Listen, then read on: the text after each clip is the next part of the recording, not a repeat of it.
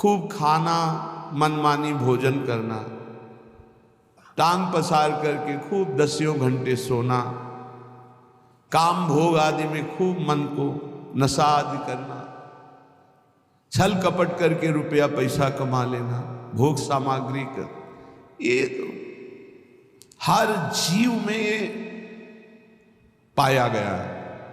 सब में मैथुन पाया गया, सब में आहार प्रियता पाई गई, सब में नींद प्रियता पाई गई, सबको अपना परिवार प्रिय लगता है, अपना बच्चा, अपना शरीर संबंधी।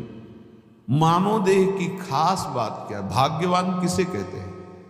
भगवत ऋषि जी कह रहे, निद्रा मैथुन भखन भय सहज सबहि सुधि होई, अनुभव भगवत भजन को भाग्यवान लहि कोई। कोई बिरला भाग्यवान ऐसा होता है जो मैथुन धर्म से, निद्रा से, आहार से, भय से, इनसे अपनी आसक्ति को हटाकर प्रभु के नाम जप में लगाता है। क्या वो भोजन नहीं पाता? पाता है, पर वो आसक्त होकर नहीं, भगवत प्रसाद पाता है। क्या वो सोता नहीं? वो तमोगुण में नहीं सोता, भगवत चिंतन करते हुए सोता है, तो उसका सोना हुआ भी भजन माना जाता है। क्या वो संतान उत्पत्ति नहीं करता? करता है, भगवान की आज्ञा पालन करने के लिए, ना कि व्यभिचार के लिए। बड़ा उत्तम देह प्राप्त हुआ है, ये पशुता में नष्ट करने के लिए नहीं है। बड़े भाग्यवान हैं जिनको अध्यात्म सुनने को मिला, और वो अध्यात्म के श्रवण बल से असत वासनाओं का, गंदी आदतों का त्याग करके भगवान के भजन की तरफ, सतमार्ग की तरफ चले। भाग्यवान लहि कोई होई जो भगवत अंगी, भगवत विमुख न लहे भेषधारी भवभंगी। कोई बिरला भाग्यवान भगवान के भजन में लगता है। पर ध्यान रखना, ये शब्द याद रखना, भगवत मार्ग में जो ही चलोगे तो दो प्रकार से भारी बाधा आ जाएगी। या तो इतनी अनुकूलता आ जाएगी कि आप फंस जाओ और भजन छोड़ दो, और या इतनी प्रतिकूलता आ जाएगी कि भयभीत होकर छोड़ दो। माया ये दो पासे फेंकती है। तो बोले भाग्यवान लहि कोई होई जो भगवत अंगी। भगवत अंगी कौन है? भगवत प्रेमी महात्मा। भाग्यवान वो जो किसी महात्मा के अनुशासन में अपने जीवन को चलाने लगे।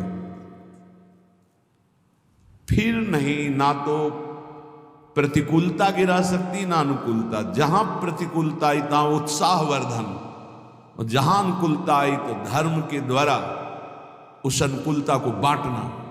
ये संतों के अनुशासन में होता है। जो भगवत प्रेमी महात्माओं के अनुशासन में होते हैं तो आई हुई अनुकूलता को जगत मंगल के लिए वितरित करना, और आई हुई प्रतिकूलता को भगवत विधान मानकर मुस्कुराते हुए सहना, ये संतों का संगी सीख सकता है, दूसरा कोई नहीं। भाग्यवान लहि कोई होई जो भगवत अंगी। निरंतर जो प्रभु में डूबे हुए हैं ऐसे महापुरुषों का जिनको संग मिल गया। भगवत विमुख न लहे, अगर वो भगवत अंगी नहीं है तो चाहे वो भेषधारी क्यों ना हो, समुद्र में डूबेगा इस संसार के। भेष नहीं बचा सकता, भेष नहीं बचा सकता, उद्देश्य बचाता है। उद्देश्य जिसका भगवत भजन, भगवत प्राप्ति है, ऐसे भगवत अंगी महात्मा का संग हमारे उद्देश्य का परिवर्तन कर देता है। जो उद्देश्य भोगों में था, शरीर में था, नाशवान संसार में था, वो अविनाशी चिदानंद प्रभु में हो जाता है। ये दुर्लभ बात भगवत प्रेमी महात्माओं से मिलती है। इसीलिए तात स्वर्ग अपवर्ग सुख धरी तुलाए कंग, तूल न ताहि सकल मिली जो सुख लव सत्संग। एक क्षण मात्र के सत्संग से जीवन का जीवन परिवर्तन हो गया। ए गंवार, ए अंधे, क्यों तू अपना समय इस भूल भुलैया में नष्ट कर रहा है? क्यों नष्ट कर रहा है? जन्म जन्म भटक फिरे, कियो मन भावे, अब हूं धर लाज शरम छोड़ दे विकारे। ए मन, बहुत जन्म में सब भोगा है, एक जन्म थोड़ा धर्म से चल लो। ये नहीं तुम्हारे को कहा जा रहा कि तुम भोग भोगो ही नहीं। यदि तुम्हें सर्वात्म भाव से भोग त्याग की सामर्थ्य नहीं प्राप्त है तो धर्म पूर्वक भोगों को भोगो, शास्त्र आज्ञा के अनुसार भोगों को भोगो, तो मुक्त हो जाओगे, पाप नहीं लगेगा। यदि मनमानी तो बहुत जन्म भोग चुके हो, एक कृपा करके मानव देह मिली, इसमें अपना उद्धार कर लो।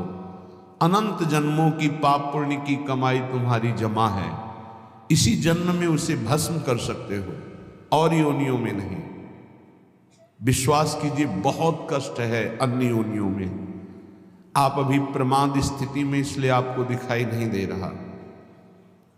भगवान ने बहुत करुणा करके संस्कृति मांझ बरियाई के पायो मानुष देह वृथा कत डारत, संस्कृति के चक्र को, 84 लाख की योनियों के चक्र को रोककर मुझे निकाला और मानव दे दे।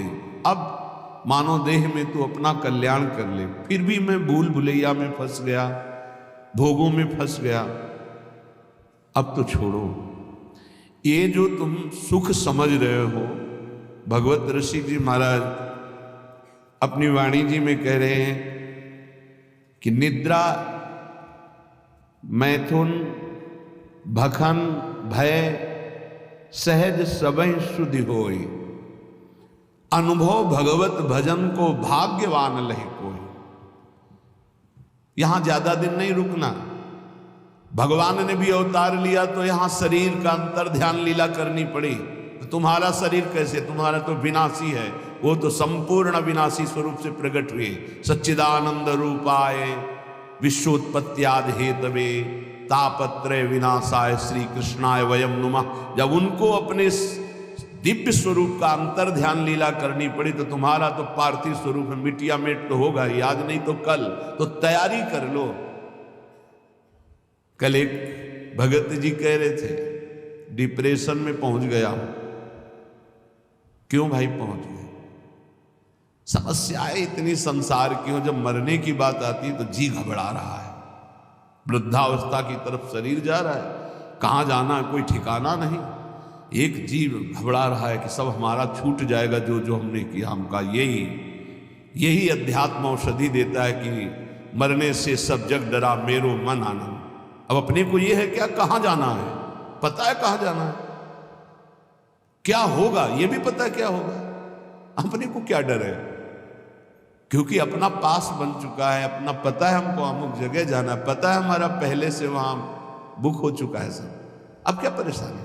मरने का मतलब है पुराने कपड़े को छोड़ करके दिव्य वस्त्र प्राप्त करके और बहुत बड़े घराने में प्रवेश करना, बहुत बड़ी जगह। तो खुशी होती ना, पुराना